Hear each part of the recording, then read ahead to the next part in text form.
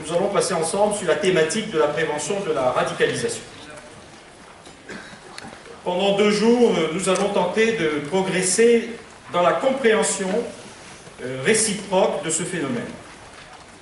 Nous avons souhaité, 2 ans après la mise en place d'une politique publique de prévention de la radicalisation violente en France, porter à connaissance nos expériences, les partager pour tenter de traiter ensemble cet enjeu majeur pour nos sociétés. À ce jour, peu de pays peuvent se targuer d'en être épargnés. C'est ce qui nous a convaincus de la nécessité d'organiser en France cette conférence internationale. Permettez-moi de remercier en premier lieu tous les intervenants, parfois venus de très loin, et qui ont répondu favorablement à notre sollicitation. Je tiens à les assurer de notre reconnaissance et de toute notre considération. Merci à vous tous qui avez accepté de participer à ce colloque, représentants des différents ministères, Intérieur, Justice, Éducation nationale. Merci aux élus, aux préfets, aux chargés de mission, aux responsables associatifs, aux chercheurs, aux universitaires, aux étudiants, aux représentants des différentes chancelleries et services diplomatiques, aux journalistes qui sont inscrits nombreux, et bien sûr à tous ceux que je n'aurais pas cités.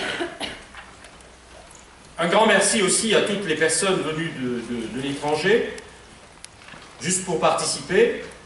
Nous souhaitons que ces 2 jours nous permettent d'échanger, de partager nos expériences et, je l'espère, de trouver des réponses à certaines de nos questions. Merci à nos partenaires, Aéroports de Paris, RATP et SNCF, qui ont accepté de s'associer à cette réflexion au regard des défis auxquels nous sommes amenés à faire face collectivement. Je ne voudrais pas oublier de remercier en avant-propos le commissaire Pro, commandant militaire, ainsi que son adjoint, le lieutenant-colonel Poujol de Molien, qui sont responsables de ces lieux, qu'ils dirigent, et lieux qui conservent une partie précieuse de l'histoire de France. Je vous rappelle, pour ceux qui ne le sauraient pas, que cette école militaire fut créée par Louis XV, roi de France, entre 1715 et 1774, et que la petite histoire nous dit que c'est la marquise de Pompadour qui inspira le roi pour son édification, et même qu'elle fut très présente aux côtés de l'architecte du roi, donc Jean-Jacques Gabriel, dans la supervision des travaux.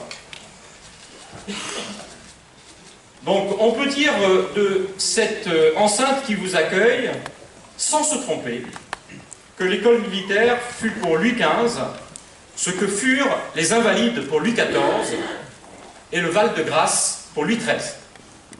Au passage, Napoléon Bonaparte est passé par ici, en tant qu'élève, mais en tant que consul aussi. Donc cette première journée, mesdames, messieurs, nous permettra de comprendre les enjeux et le phénomène de la radicalisation violente. Elle sera enrichie par l'intervention de 2 ministres. Nous recevrons à midi Madame Hélène Geoffroy, secrétaire d'État chargée de la ville, auprès du ministre de la Ville, de la Jeunesse et des Sports. Et nous recevrons en fin de journée M. Bernard Cazeneuve, ministre de l'Intérieur. Elle sera aussi jalonnée de moments d'échange avec vous, et c'est ce que nous souhaitons.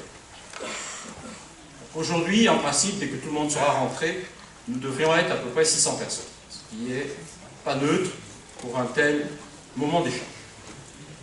Sans plus tarder, je cède la parole à notre premier intervenant, le professeur Gilles Kepel, professeur des universités, professeur à l'École normale supérieure de Paris, pour introduire le colloque.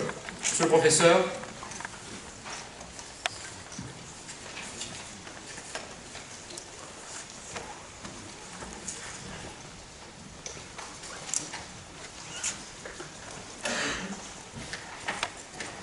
Monsieur le préfet, secrétaire général du comité interministériel pour la prévention de la délinquance, mesdames et messieurs les préfets, mesdames et messieurs, chers amis, chers collègues, c'est un grand privilège pour moi aujourd'hui de participer dès cette matinée au colloque sur la prévention de la radicalisation organisé par le CIPD.